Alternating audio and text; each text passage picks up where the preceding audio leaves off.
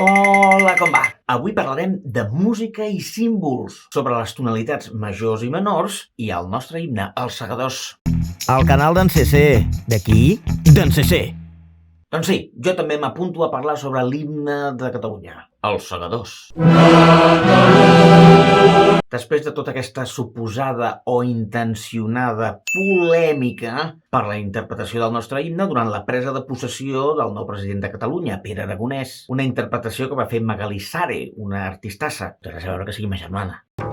I que tremoli l'enemic en veient la nostra ensenya. Brutal. Al marge dels gustos estilístics, perquè això cadascú és un món, s'ha de tenir clar que en aquesta vida no hi ha res vitalici. Els marcs legals que ens hem donat, i per tant també els símbols, han d'evolucionar. I ho haurien de fer a compàs de com ho fa la societat. De fet, si no, els negres no votarien, o les dones tampoc, o els polítics del PP no es podrien divorciar. De fet, nosaltres els catalans exigim que la Constitució espanyola es podria canviar perquè es pogués votar, per poder fer un referèndum, diguéssim, que els marcs legals han caducat.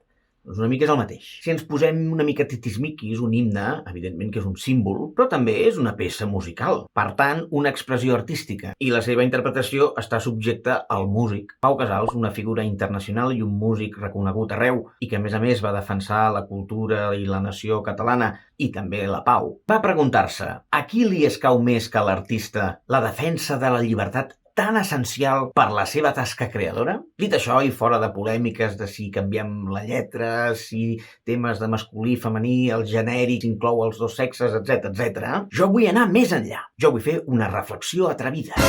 Els segadors haurien de ser l'himne de Catalunya un cop declarada la República i que aquesta sigui efectiva? Potser sí, potser no. En tot cas, seran els ciutadans de Catalunya qui ho decidiran. Però hi ha raons perquè ho sigui? Perquè no ho sigui? Anem-ho a analitzar. L'anàlisi d'en CC. De fet, Els segadors és l'himne oficial de Catalunya des del 1993.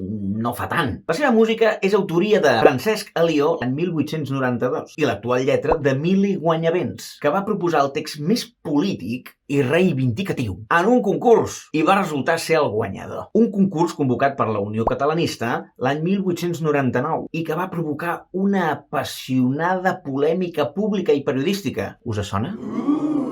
Una de les coses que més van entrar a debat és que es va simplificar la lletra, passant de 6 estrofes a les 3 actuals. I atenció a tots aquells que defensen els segadors a ultrança.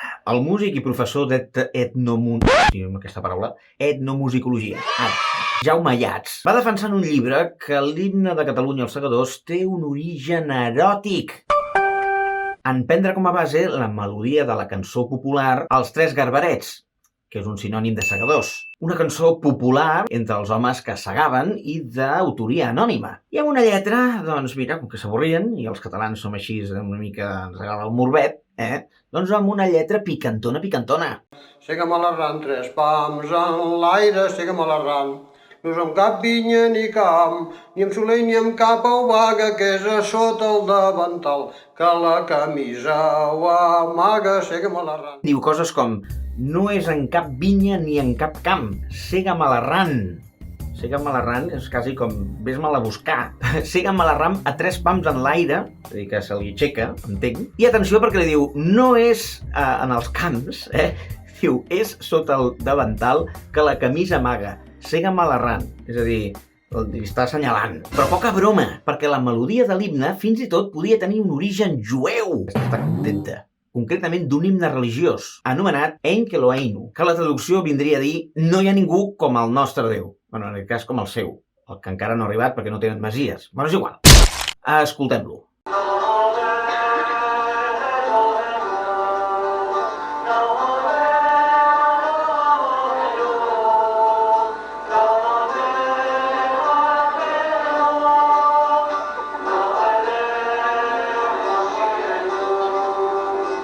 Mare de Déu, com s'hi assembla! Busquem una versió més actual, a veure què passa.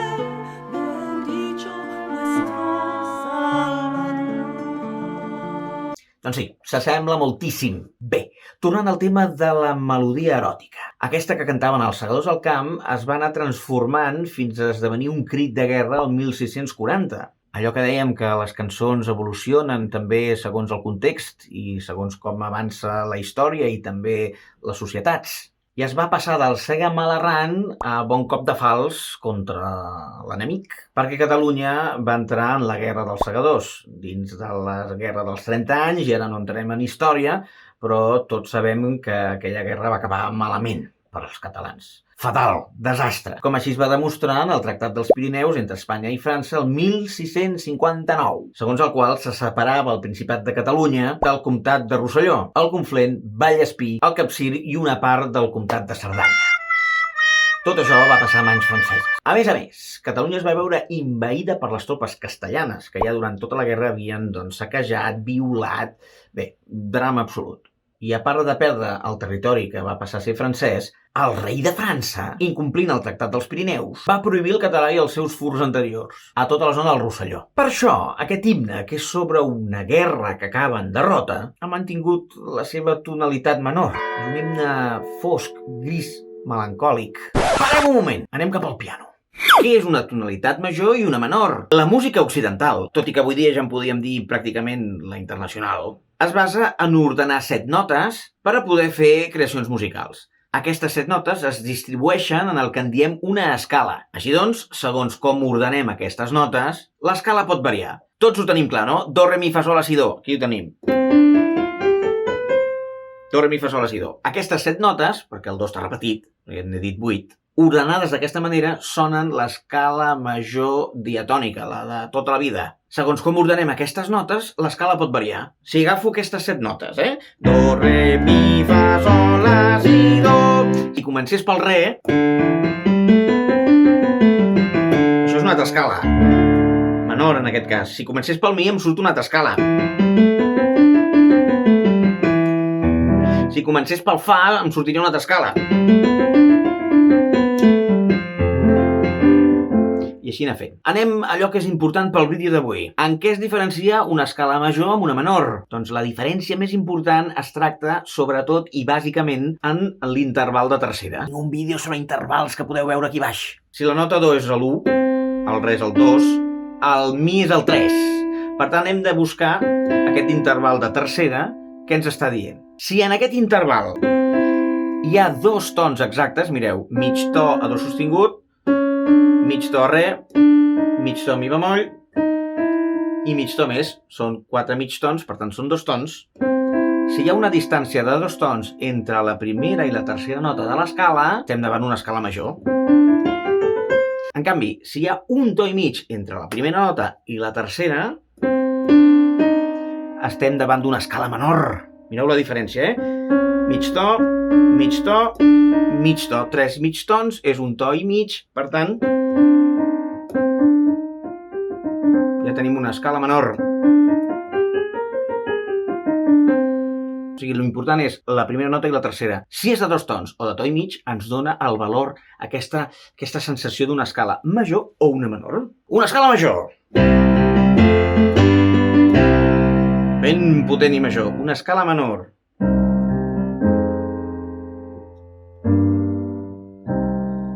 Canvia, La sonoritat és del tot diferent. De fet, només tocant un acord major o menor, que és la mateixa manera, un acord són 3 notes, correcte? Si entre la primera i la segona nota, que és l'interval de tercera, hi ha 2 tons, és un acord major, i si hi ha un to i mig és un acord menor, fixeu només com canviant l'acord de major a menor, les sensacions que ens dona són totalment diferents.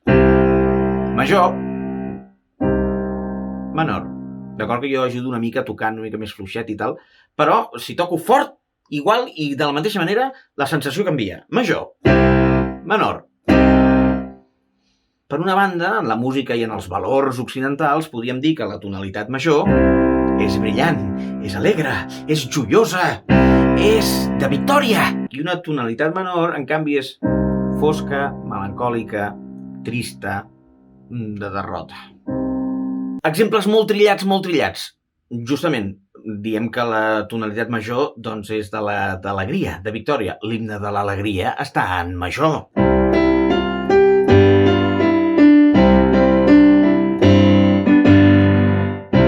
major, total. Mi, va, do. Comença amb l'acord major. Un exemple totalment contrari, com la marxa fúnebre de Chopin. Més menor no pot ser això.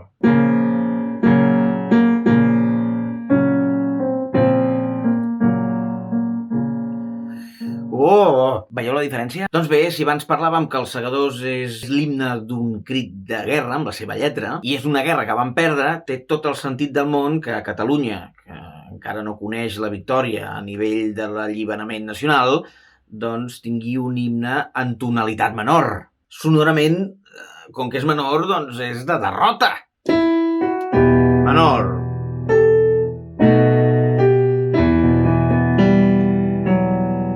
Super menor. Un re menor, És una sonoritat melancòlica, fosca, un fúnebre. Per tant, anem a mirar com són els himnes. Com són els himnes del nostre voltant, de les democràcies del nostre voltant?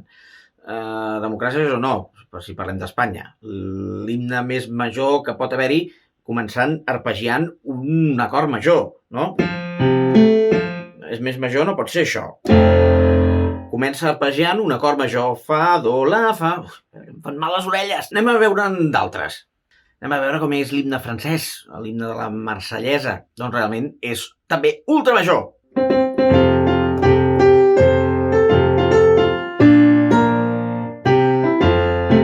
Més major no pot ser. Comença arpegiant quasi l'acord de major, de la tonalitat, subminant, dominant i fa...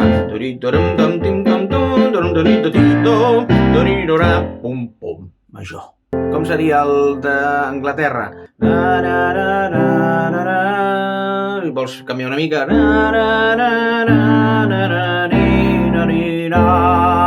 Major. Majestuós, és més lent, no és tant una marxa, però és ben major. I el dels Estats Units, també.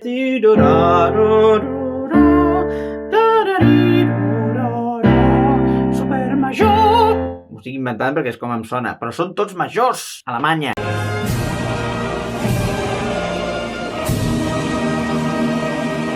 Itàlia.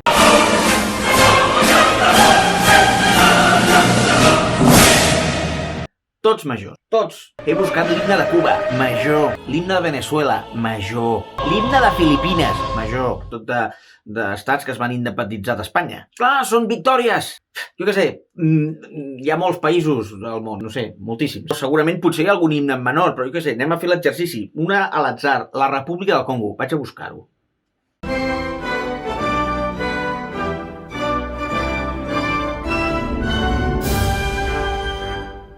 Major!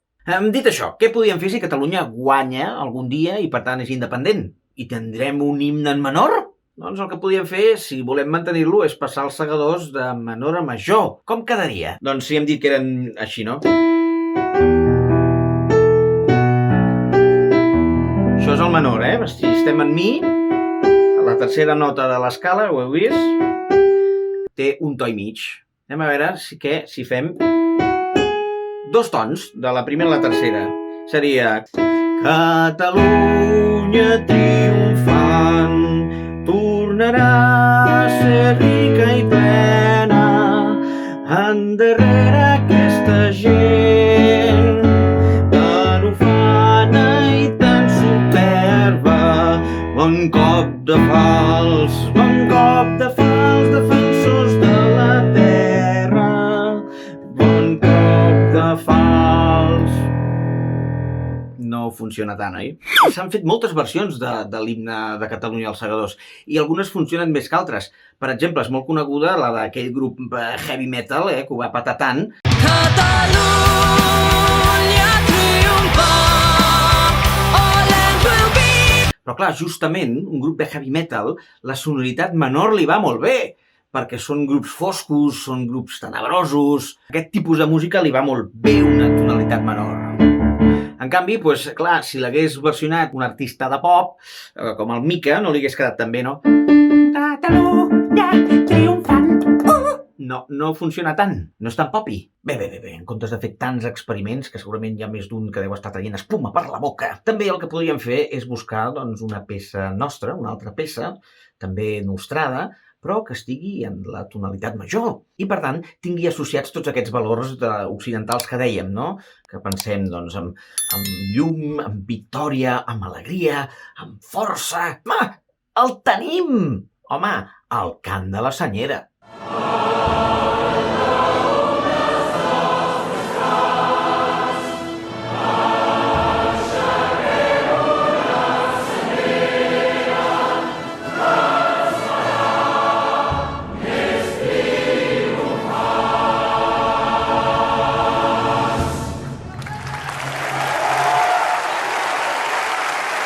Compleix tots els requisits. Està en major i és un clam de victòria. I fins i tot no té aquests problemes de lletres, de si gèneres, diguéssim. Per tant, jo crec fortament i proposo que si algun dia Catalunya és independent, el nostre himne hauria de ser el cant de la senyera. I tu, què creus? Què opines? Deixa-ho als comentaris, fes like, comparteix, comenta, digue'm tros de nap, si vols. Però fes que aquest vídeo corri. I si no estàs subscrit al canal, subscriu-te. Moltes gràcies a tots, també als mecenes de l'aixeta. Ens veiem a la propera. Adéu, adéu, adéu, adéu, adéu, adéu.